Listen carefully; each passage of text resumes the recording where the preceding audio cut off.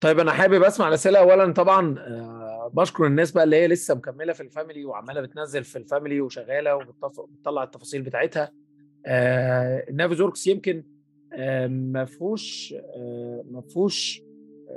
هو برنامج اداري اكتر من ان انت تشتغل وتطلع منه حاجات، ولكن في اللي جاي هنبدا نطلع منه كلاشات، هنبدا نطلع منه صور لمشاكل، هنبدا نقدر نعمل فيديوز موشن كده المبنى بتاعنا وهو بيتحرك.